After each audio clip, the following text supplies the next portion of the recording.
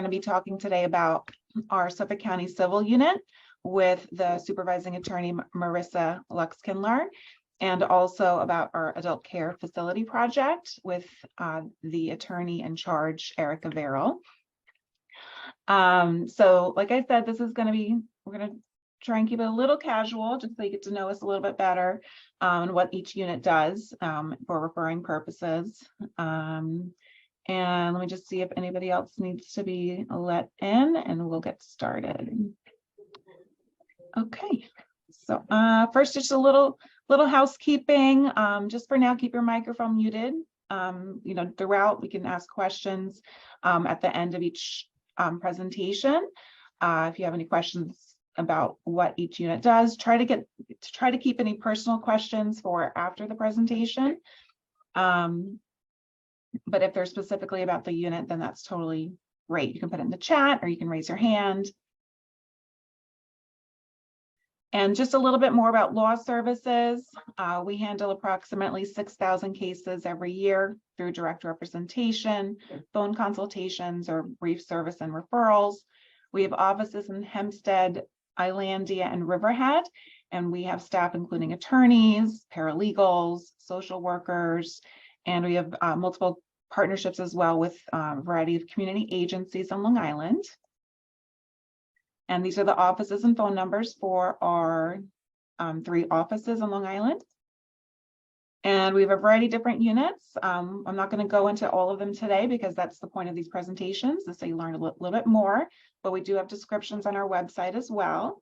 But it was family-related units, disability and health-related projects, housing, which is what we'll be focusing on today, and other types such as consumer debt or public benefits. And we have our Legal Support Center for Advocates, which is staffed by myself, Sharon Campo, and Kathy Lucidi, and we have a paralegal, Hannah Fitzpatrick, as well. And any advocates, including legislative staff or nonprofit social workers who work for nonprofits, or guidance counselors, really anyone, attorneys, that can give us a call if they have a client that has a legal issue and they can find out whether or not it's a case that we would handle. And we do host community trainings, and we have newsletters as well. We send out email blasts with different advocacy tips every month. This is the QR code for our website, so you can check it out. And of course, we're not really going to be giving out legal information or legal advice today, but in the event that we do, it's always legal information because advice is specific to each individual case.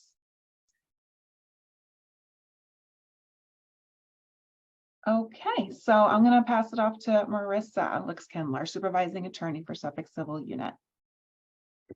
Okay, good afternoon. Like Sharon said, I supervise our civil unit, which is really our housing unit.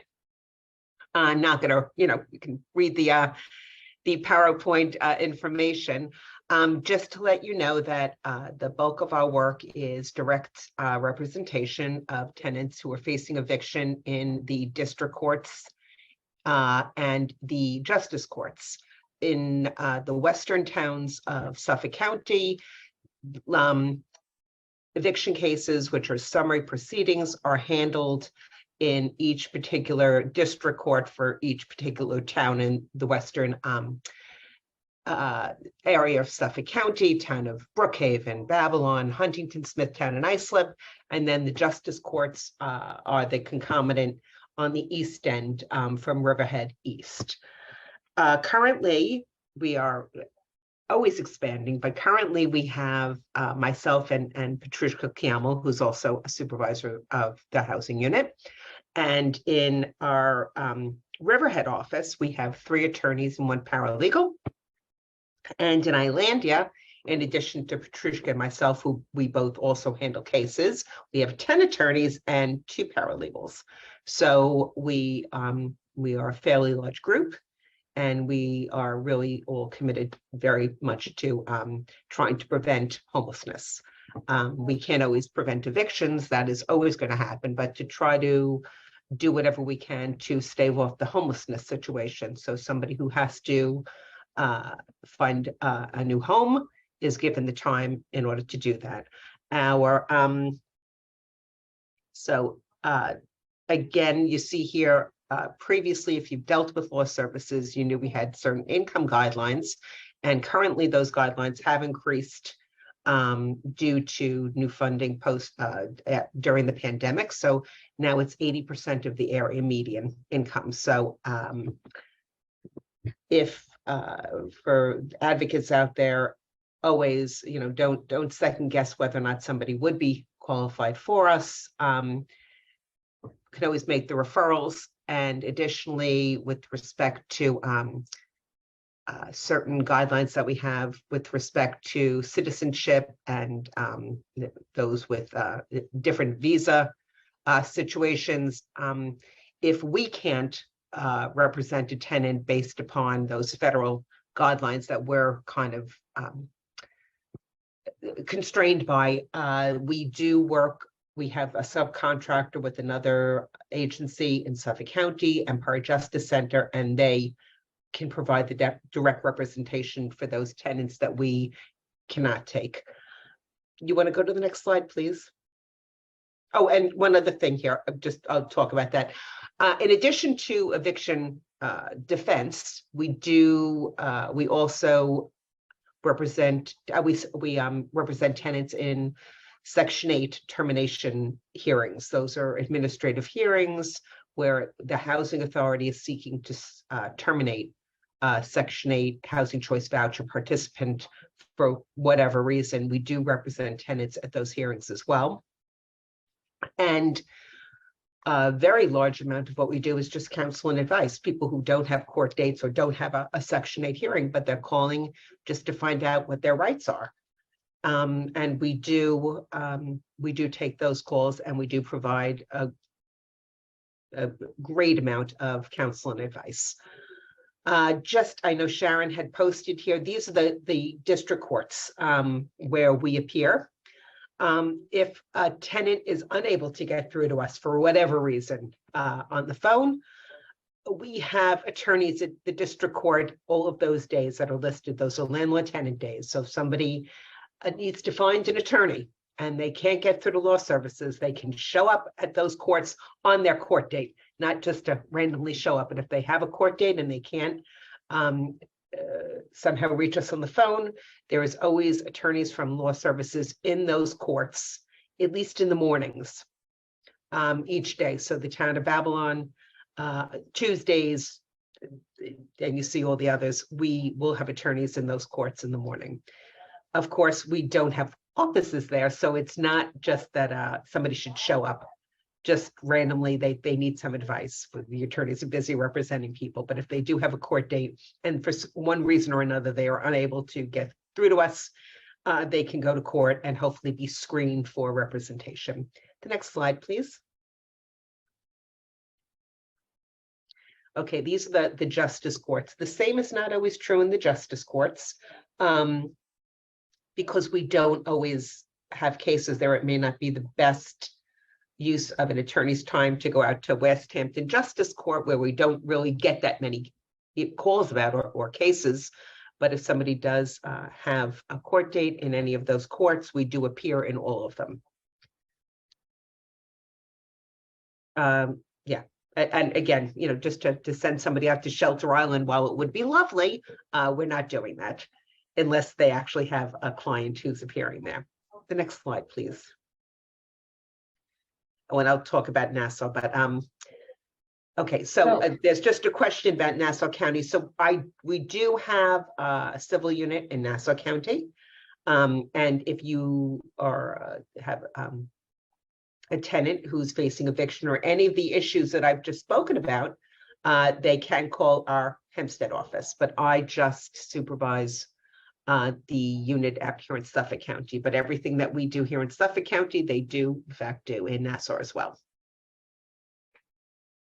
And their courts are set up differently. Yes, the courts, well, again, in Nassau County, well, Suffolk is a much larger county, needless to say, but in Nassau County, there is one court that generally hears all the eviction cases. That's the First District Court in Hempstead. There are two city courts that also hear cases in Glen Cove and in Long Beach. And again, we have attorneys who are there every landlord tenant day. So Well, it's very much like what we do out here. And if somebody does have, if a tenant needs assistance in Nassau County, they're free to call the Nassau office. yeah, and we will in the future have a presentation that's by the Nassau County Civil Unit as well. So you can, if your clients are more in Nassau County, then you can attend that and ask questions regarding Nassau County courts. Does anybody have any questions for Marissa regarding what anything the civil unit handles? I'll just Okay. give a minute. It was either completely thorough and explained it all, or no, or the unmentionable. So Yeah. But it's definitely. I'm gonna mute myself and pass it on to Erica. Thanks so much, Marissa. You're welcome. Marissa, I think you were just super thorough, actually.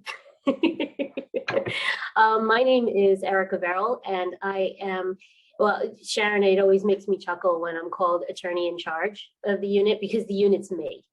It's just me for Suffolk and Nassau counties. My supervisor is Paola Arango, and my office is here in Islandia. Although right now my office is being renovated, so I'm sitting in down in the accounting when they're having to listen to me today. Go ahead and move the slide. So I am a bi-county unit. I am one attorney, both counties, and basically I can assist with any legal issue that anybody's got, as long as they're a resident of an adult care facility. Doesn't have to be an issue that deals with the facility per se, although that is part of what I do, and I'll talk a little bit about that. And I don't have any income guidelines.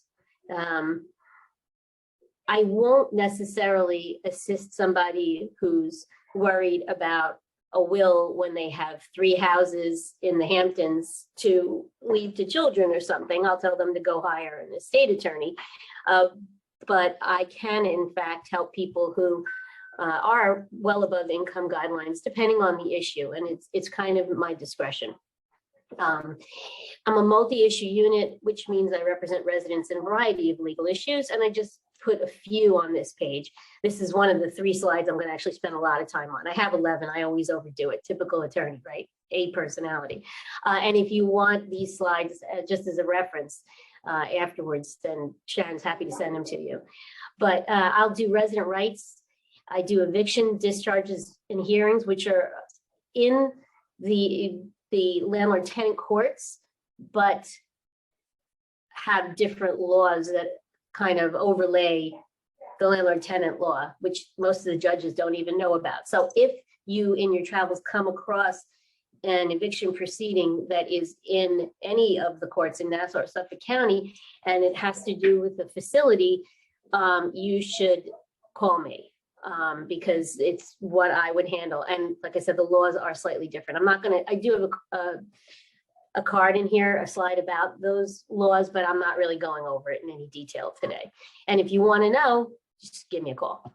I handle complaints against facilities. I'll handle public benefits. I'll do appeals for SSI, SSP issues. Although if it's too in-depth, I will happily hand it over to another unit if they would serve it better.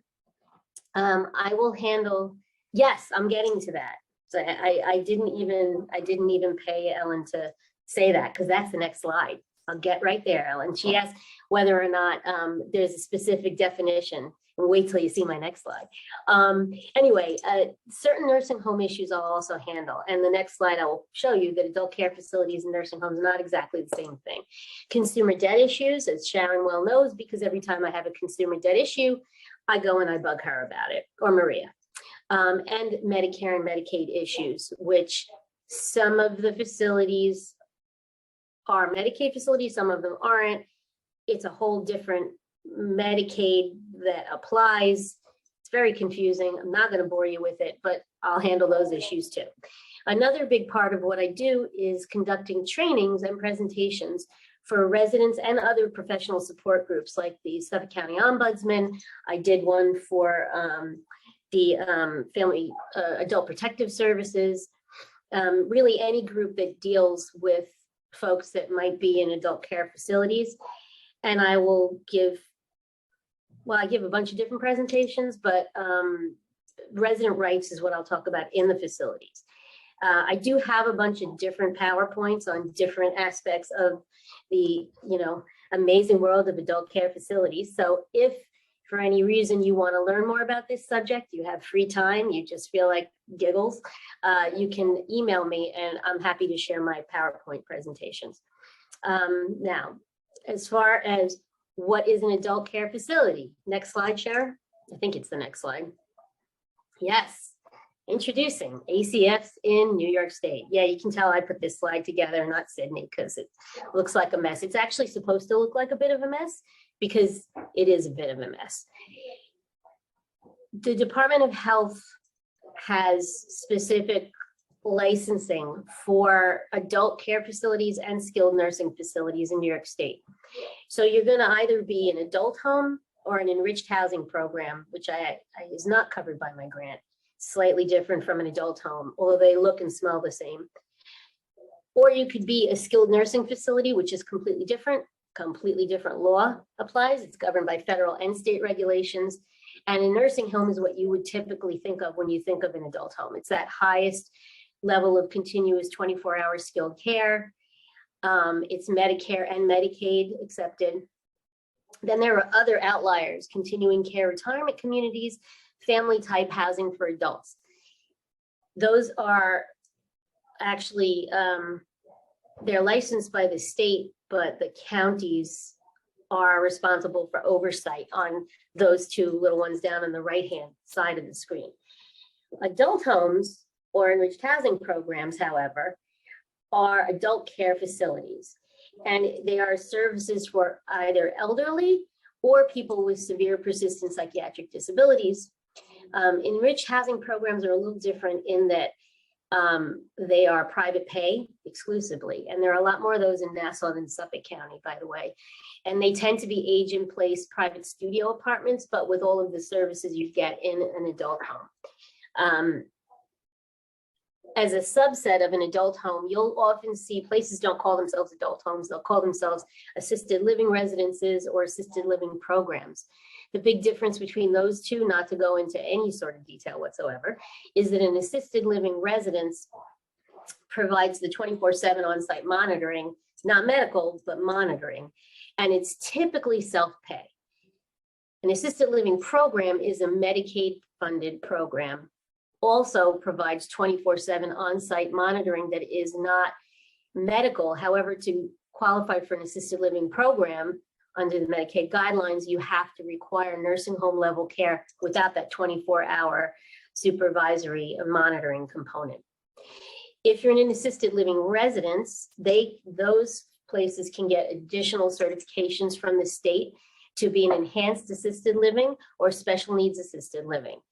And what that means is that those facilities have higher level care, and they're set up a little differently. For instance, if it's enhanced assisted living, it may have an additional certification for certain aging in place type issues that typically you find in nursing homes. If it's a special needs assisted living residence, that's where you would get your separate wings for dementia wards, which is Alzheimer's, other cognitive impaired services.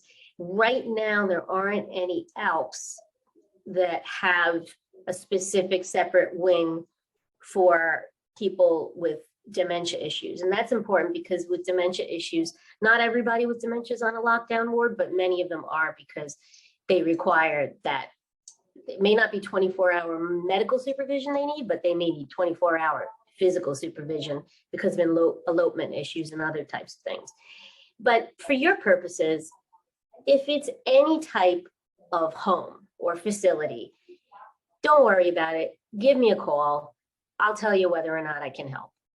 That's the short. Actually, this whole presentation could just be that sentence probably.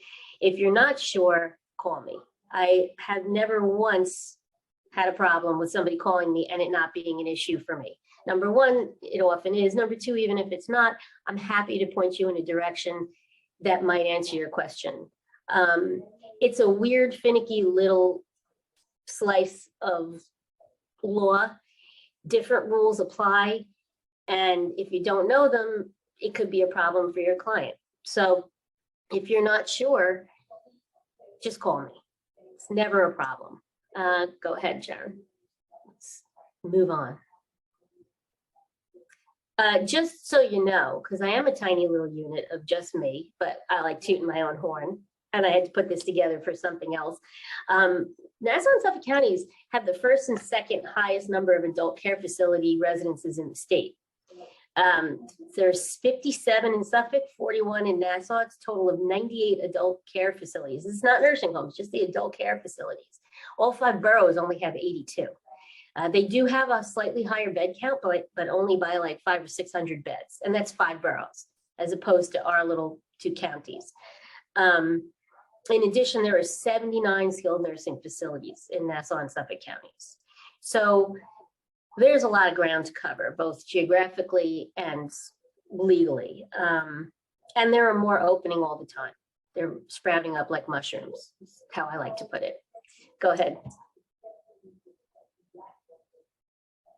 This is just the applicable law. If you ever need it, there it is. The big difference, takeaway, is that skilled nursing facilities also have federal law that is applicable, whereas adult care facilities, it's straight New York state law. Go ahead, Sharon. Thanks. Oh, common legal issues, which I went over already a little bit. Go ahead, you can move on. I think I go into more detail on the next few slides. Typical money issues, and you'd be right in looking at this and saying, wait a minute, I thought we have a veterans unit and a public benefits unit and a consumer debt unit, and we do, and for overpayments. I will handle the issues if they're not so complex and specific that they require being kicked to another unit. And if you're in one of these units and you have someone in a facility, you can kick it to me very easily. I'm always happy to take cases. Well, usually I'm happy to take cases. One thing that I tend to do more of than probably anybody else other than our senior unit in Nassau is the advanced directives, power of attorneys, wills, healthcare proxies. And if you have a situation with one of those, feel free to call me with questions. I take a lot of questions from our staff regarding those issues, especially when there's problems with power of attorney. I also sit on a couple of different panels that deal with abuse issues for elders.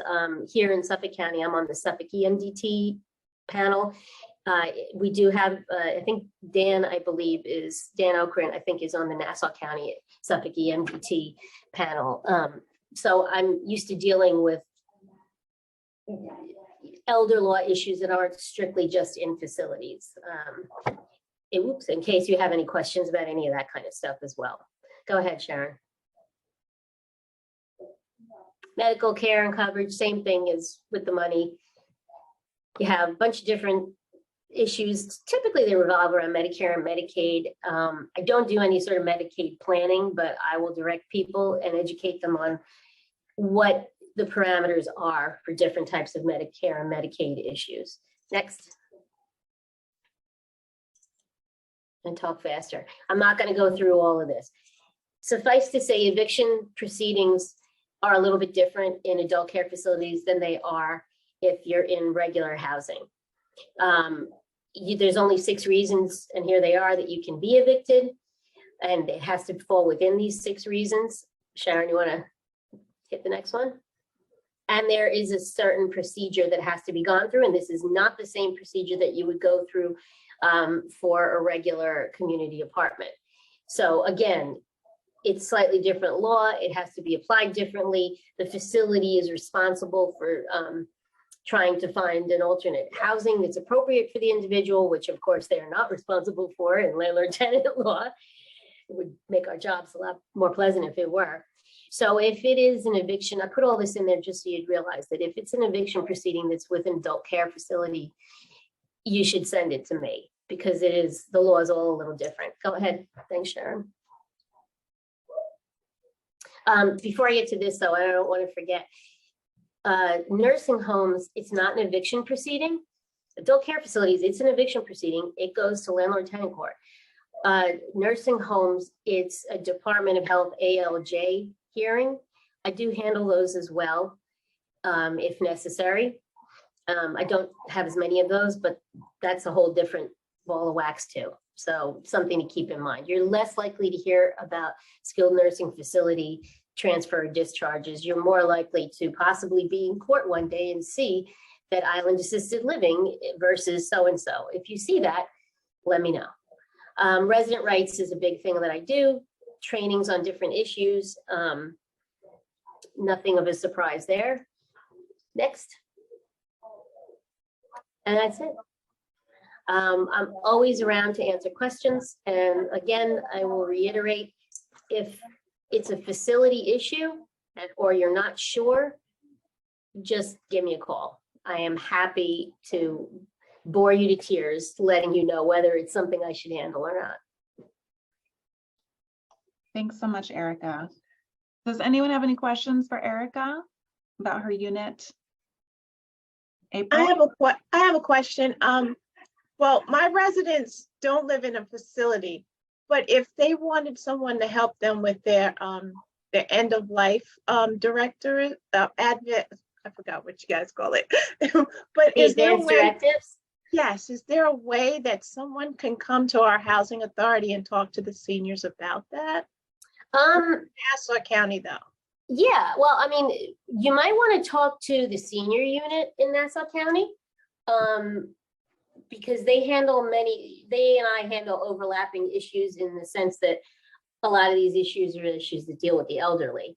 I mean, the short answer is yes, well, Sharon, you could probably. Yeah, April, if you want, email me afterwards, because we do have a seniors unit in Nassau County that helps with folks over 60, and they do give presentations.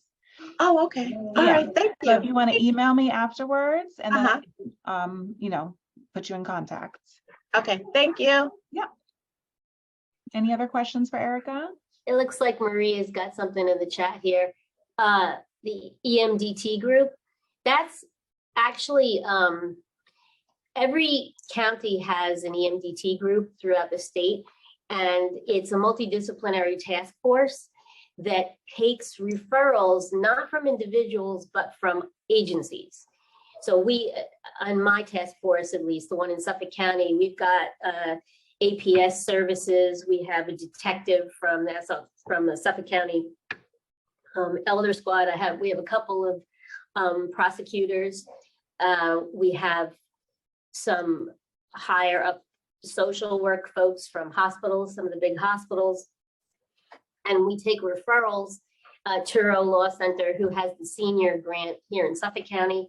And we take referrals from agencies and basically try to come up with some sort of pan solution to whatever the issue is, a holistic solution. The fact that it's multidisciplinary means that it's not just legal, which is really quite refreshing for me because, you're hitting everything with that legal hammer. But I find it to be very both depressing, but also enlightening. Because we don't have the senior grant here in Suffolk County, and there isn't really a senior specific unit in Suffolk County, I also do occasionally field questions that have to do with senior issues here in Suffolk County, if anybody's got them.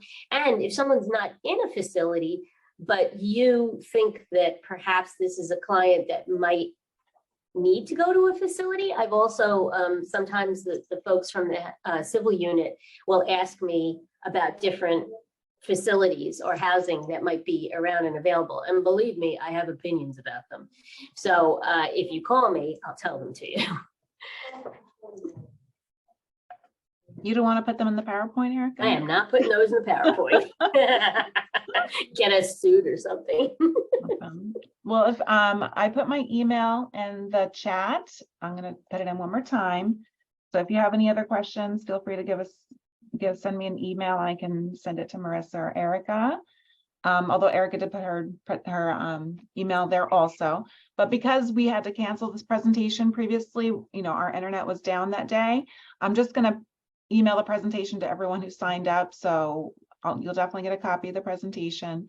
Just so you know, our next presentation is we do have a presentation on social from one of our Social Security supervisors on Thursday, but that's more in detail about applying for disability, Social Security disability, and the appeal process. So that's not about a specific unit, that's more in general legal information.